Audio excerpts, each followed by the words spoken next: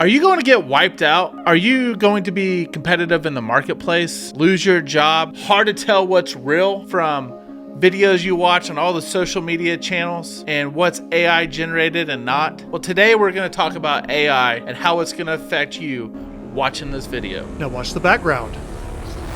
Now, by all means, I don't think that it is going to be AI proof at the end all be all. Eventually, they're going to have all your data. Eventually, robotics are going to catch up. You know, you spend your whole your life dedicating on one niche and one skill set, and then it gets wiped out. Now what? So let's talk about some AI today. Let's do it.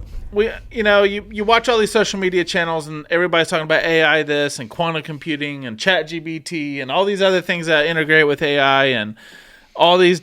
It's crazy.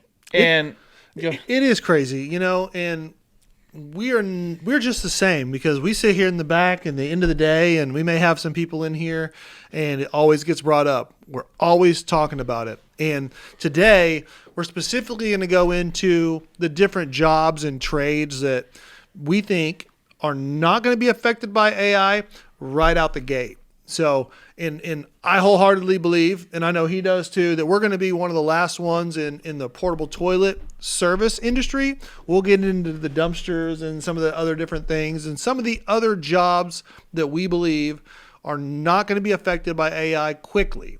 So, first and foremost, let's talk about the exact thing that we're in, one of the industries, and it's the portable toilet service industry. Whoa. Let's talk about something here. In the entry, I said, is it tough to see and understand what's real? So as you're watching this video, point out to us what's real or not. Oh, yeah, I forgot to talk about that. This will be a fun little game. So back to where I was at. Thanks for reminding me on that one. But back to where I was at. So let's talk about a very specific niche one, and it'll kind of tie into where I believe our mindset is at, and that's the portable toilet service industry. And the reason why I wanted to get into this one is because it takes not only a truck driver to drive that vehicle around to service, but it takes a human as well. So I think that's a key component, is not just the driving piece, but the driving piece was somebody that has to get out and they have to perform a task and think on their own. So every time we drive, we may have 10, 15 routes in that day. We have to have somebody in that vehicle. That person has to touch, 60 to 100 units that day. They have to get out of that vehicle. They have to park and move around equipment, have different things moved out of the way. They may have to move that unit. There is a lot that goes on after they get out of that truck that takes a human brain. Now, by all means, I don't think that it is going to be AI proof at the end all be all, right? And I think that it's going to be something that's going to take a lot of future development when it comes to the robotics like we talked about. That robot's going to have to move around in different terrains. It's going to have to take a hose off of a truck. It's going to have to turn on a PTO. Critical thinking. So think about it this way. If whatever task or job that you're doing requires a lot of critical thinking and it's out in the world and you're not sitting at a desk and entering information into a system, in my opinion, you're going to be safe for some time. I don't know what that duration of time is, and that's what we're always talking about, is what is that duration of time and what it is that we do.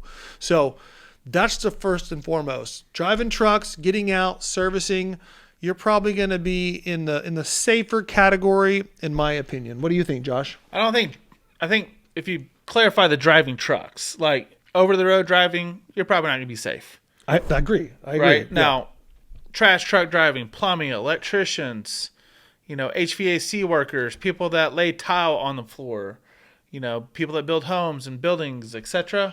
I think you're going to be a little bit safer than somebody that's doing data entry, admin work.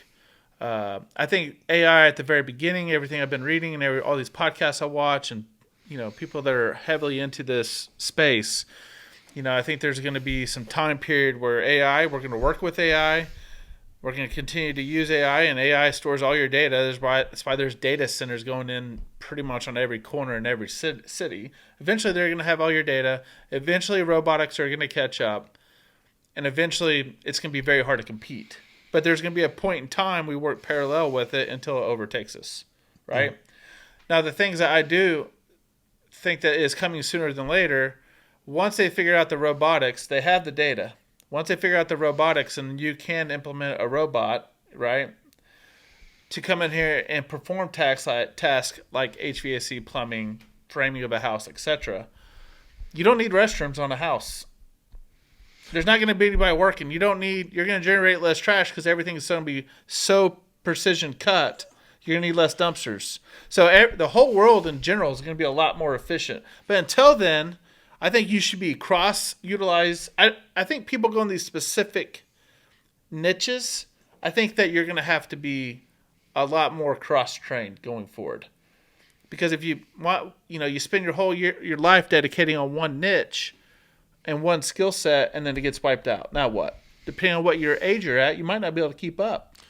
Yeah, there's something interesting you said that I think I would like to hit home on, and it's we try to think outside of the box, right? And what I mean by that is he's mentioned home buildings, and it's not going to go away, right? Or they're maybe more efficient and less people. And that's what we were talking about before in some different conversations that we were on. So I think it's interesting to note that it's not always just the trade that you're in, right? Or what you are servicing. It's if you're servicing a house, right? And I have let's say, for example, I have a toilet on a house. Well, if that house is now being built by a 3D computer, right? Run by AI, and then they no longer need people. Well, then that in tune, they're no longer need my service on that house. And then the amount of waste on that job, instead of being 5 or 6 dumpsters, is less than a half of one dumpster. Or they may be using an entirely different type of material. They might be able to reuse the material in there. I don't know. There's going to be so much coming our way that we don't even understand right now. You know what I mean? I watched a video the other day. The guy was like, with all the cameras on your TVs and throughout your house and everywhere, it's going to be so integrated, it's automatically going to order you shirts when it knows your shirt's too wore down. That's crazy. It's going to know what's in your refrigerator. It's going to plan out your meals and order everything for you. Things that we don't even comprehend right now. This stuff it's coming our way fast. But that's why we always joke around, right? We're trying to make our money now and get out. Yeah. Because we're redneck millionaires. You know what I mean? And I don't know if I want to compete in that world. The scary thing to me is I have young kids, right? The good thing is they grew up with a computer and an iPhone and all this stuff in their hand. They're used to technology. But the scary thing to me is, what are they going to do? I think the question is, and we talk about this one too a lot, is if you have younger kids like Josh and I do, you can own a business right now and get into these different trades and these different services and these different niches, right? And I feel, and I know Josh does too, that as AI technology continues to progress, and as we all know, it's on an exponential curve right now, so it's progressing super, super fast, is what are our kids going to do? Are they going to be able to start their own job, start their own company like we have? Is the barrier to entry cost going to increase significantly because AI is going to be so expensive, and they're going to make it, more of a monopoly where just your Googles and your Samsungs and your Facebooks, Meta, whatever is going to control all of this AI, so that it makes it nearly impossible for, our kids' generation or their kids' generation to be able to even start a company anymore. And they're all going to be working as a 9-to-5 employee or an 8-to-5 for some giant corporation that controls everything, your identity, your digital money. I think there's going to be a lot of bored people out there, and there's going to have to be a guaranteed income. And then there's going to be a lot of bored people out there. And how do you control bored people? It's going to get weird. Scary, yeah. You know what I mean? So, here's another thought. I'm sitting here thinking about it. I have a freshman year in college. My daughter's a freshman year, not college, high school. And I'm just sitting here thinking in my head, okay, She wants to be an engineer. Well, AI is going to be able to do that 10x faster than her college. You'll be able to access PhD level data like that. So what's the point of being an engineer? Doctors, I think they have some time, depending on what skill sets you're at. Right? I actually watched a video on that not too long ago. Engineers, certain types of engineers, robotics engineers, and all this stuff. There's going to be a level point time in there. But like, what do you tell your kids to go? When we grew up, college was a big thing. When our parents grew up, it was even bigger of a thing, right? What do you tell your kids to go get an education in? You don't need to learn how to write a paper. ChatGPT and Gronk 4 can write it faster, make it sound like you, perfect punctuation, highlight your points better data, in the snap of a finger. Mm-hmm. I remember going to college. It'd take me 2 weeks to write a 2-page paper. Or a 6-page paper. You know what I mean? 2-page, bro. And I utilized 100% of spell check and grammar check 24/7. Now you don't even have to think about that stuff. No, it's crazy, man. I joke around like telling, my wife and I she's kind of looking at me like I'm crazy, right?